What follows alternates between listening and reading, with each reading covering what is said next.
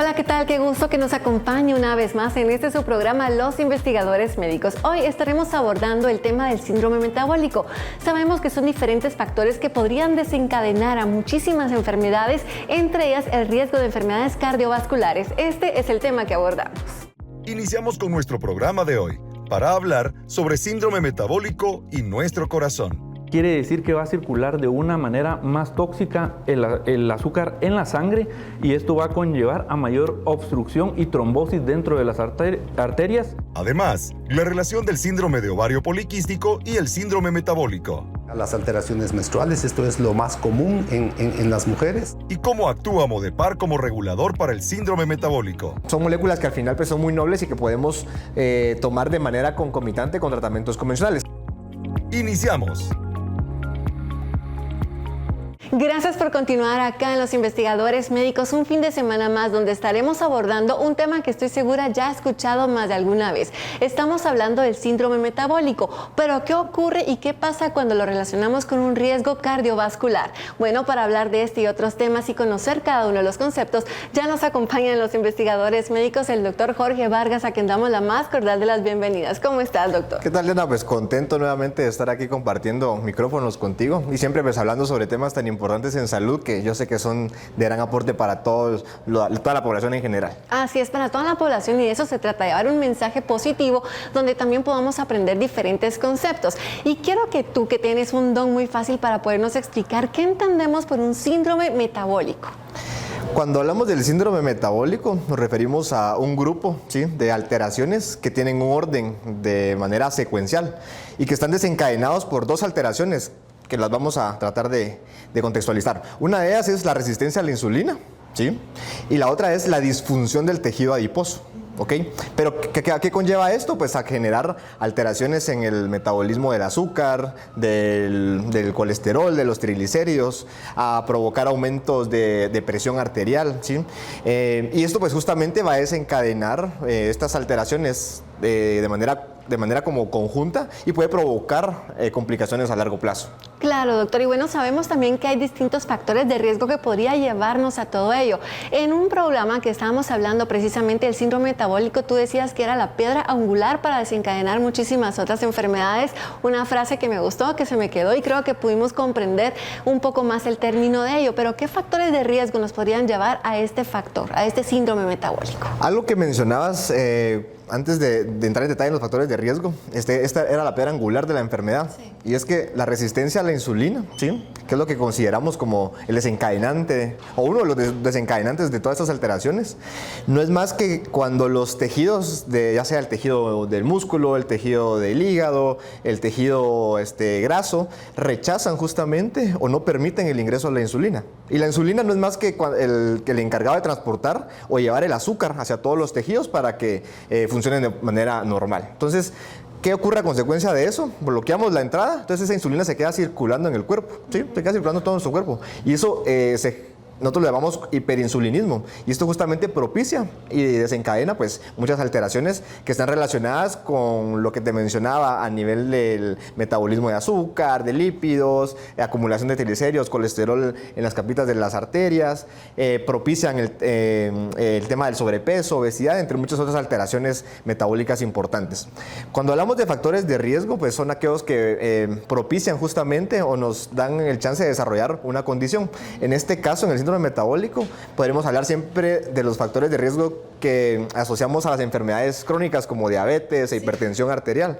Hablamos de antecedentes genéticos de primer grado, que tienen algunas de estas enfermedades, pacientes que fuman, pacientes con sobrepeso, obesidad, la edad, ¿verdad? Que pues hoy día pues también ha tomado un auge muy importante porque antes pues considerábamos que a más edad había mayor probabilidad de enfermar. Sin embargo, hoy día estamos ante una transformación en que un paciente joven aparentemente sin ningún factor de riesgo puede propiciar o desencadenar o caer en este síndrome metabólico. ¿Por hábitos, doctor? Por malos hábitos, justamente el tema de la mala alimentación, el tema del sedentarismo, ¿verdad?, inactividad física, que son factores que al final son modificables, pero que cada vez aquejan más por temas de estrés, por temas de horarios laborales muy apretados, entre tantas cosas que van a propiciar estas alteraciones en el estilo de vida de cada paciente. Doctor, ¿y hay síntomas o signos de alerta, por ejemplo, a cada persona que a lo mejor está viendo el programa y dice, bueno, no sé si tengo o no este síndrome, pero he tenido ciertos factores que digo, bueno, tal vez sí tendría que ir a una consulta con el médico, pero podría ser puntual de decirnos si existen o no síntomas?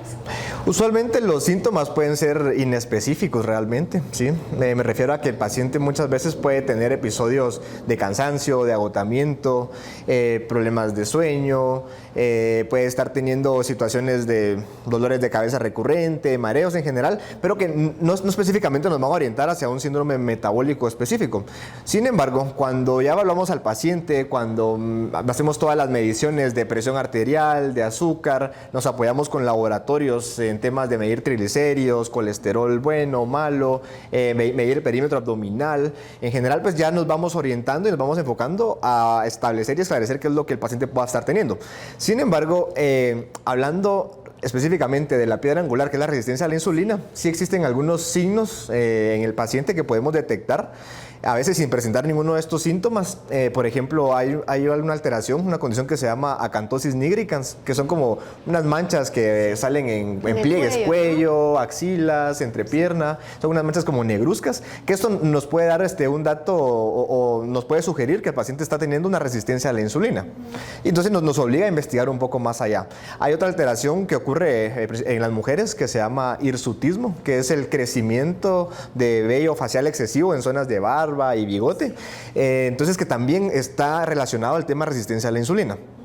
Hay otro signo que podemos también tener en cuenta, hay algo que se llama xantomas, que eso está más relacionado con cuando existe una cantidad muy alta de triglicéridos a nivel de las arterias, que son como unas ronchitas pardo-amarillentas que salen en el cuerpo, principalmente en región de tórax o en región de cara justamente. Doctor, una pregunta. Sé que tendríamos que cumplir muchísimos factores y muy determinantes como los que se estaba mencionando para catalogar a una persona o un paciente en síndrome metabólico. Y muchas personas dicen, bueno, es un paciente obeso, seguramente va encaminado a ello, pero un paciente de morfología delgada podría estar con este síndrome.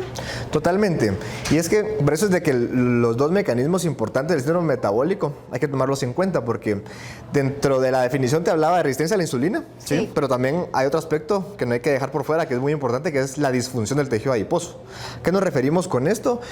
Primariamente es cuando existe mucho tejido graso acumulado, ¿sí? Eso genera... ¿En el área del abdomen? Puede ser en el área del abdomen, puede ser en algún órgano, ¿verdad? Específicamente, nosotros pues usualmente tenemos algunas capitas de grasa que recubren a nuestros órganos y demás, así como justamente podemos tener en órganos específicos a nivel del corazón, a nivel de hígado en general, ¿no? Resulta que mientras más tejido adiposo haya en esos lugares, o más engrosado esté. Es esta grasa visceral que Esa grasa visceral a la que nos referimos. Mientras más grasa visceral haya, justamente podemos propiciar a una alteración en el tema de generar más células de la inflamación, de provocar estrés oxidativo, y esto conlleva justamente a que el órgano entre en disfunción, alteraciones o enferme el tejido, pues, donde está ese tejido adiposo.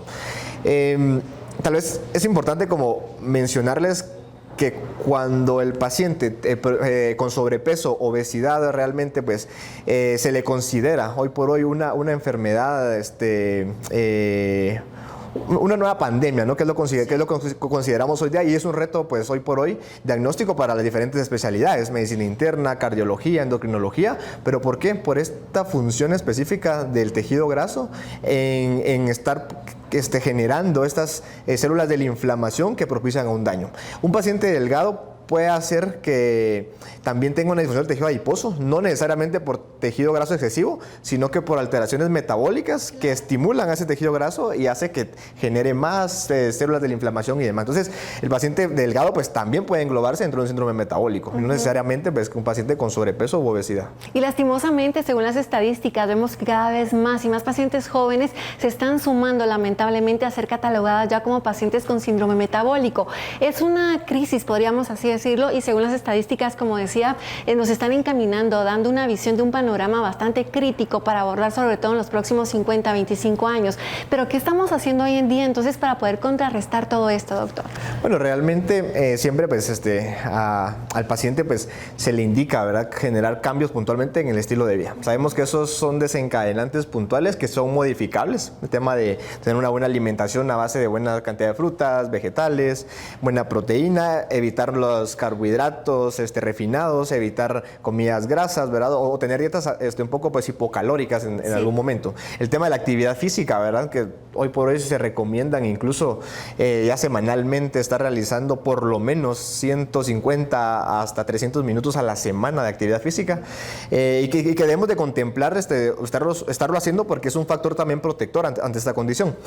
También hoy día pues se cuentan justamente con biomoléculas, ¿sí?, que son biológicas, que vienen, que son secundarias o son metabolitos de plantas que tienen un efecto primario y preventivo en más que todo pues retrasar todos estos procesos de alteración que ocurren a nivel de células. Esos efectos de lo que mencionábamos, estrés oxidativo, inflamación, disfunción mitocondrial, entre algunas otras, tienen un efecto protector, y es por eso de que el uso de biomoléculas, el poderlas incorporar a estos estilos de vida saludable, van a generar un efecto protector y con ello evitar enfermedades cardiovasculares o complicaciones a largo plazo. ¿Y podríamos usarlo de una manera reversible, o sea, revertible este síndrome, doctor? Realmente sí, cuando hablamos de síndrome metabólico, lo ideal sería que el paciente empezara con estas alteraciones de glucosa, alteraciones de triglicéridos, alteraciones de peso, que no hayan desarrollado una enfermedad como tal, ¿no? Eso sería como el paciente ideal en el que podríamos revertir justamente esas situaciones y evitar que el paciente caiga en una enfermedad crónica como diabetes, hipertensión o algo más. Secundariamente, pues el paciente que ya es diagnosticado con hipertensión, con diabetes o que tiene dislipidemias pues de difícil manejo, también podríamos incorporar justamente el hecho de las biomoléculas para generar un efecto también protector, favorecer a la terapia convencional y evitar justamente complicaciones y mejorar el estilo de vida, que es lo que buscamos en este tipo de pacientes. Perfecto, y más adelante estaremos hablando ya específicamente de un producto Modepar. ¿Cuáles son los beneficios? ¿Cómo lo ha aceptado el gremio? ¿Y qué podemos obtener nosotros como pacientes al tenerlo ya incorporado a nuestro estilo de vida, cambiando, como tú decías, los hábitos que son fundamentales para tener un mejor pronóstico? Así que gracias, doctor. Más adelante conversamos nuevamente contigo y nosotros continuamos con mucho más acá en Los Investigadores Médicos. Después de estos consejos de salud, que haya sobrepeso u obesidad en estos pacientes, esto predispone a que el paciente pueda padecer más de enfermedad cardiovascular, aumentando la capa de aterosclerosis dentro de las arterias. no se despegue de Los Investigadores Médicos.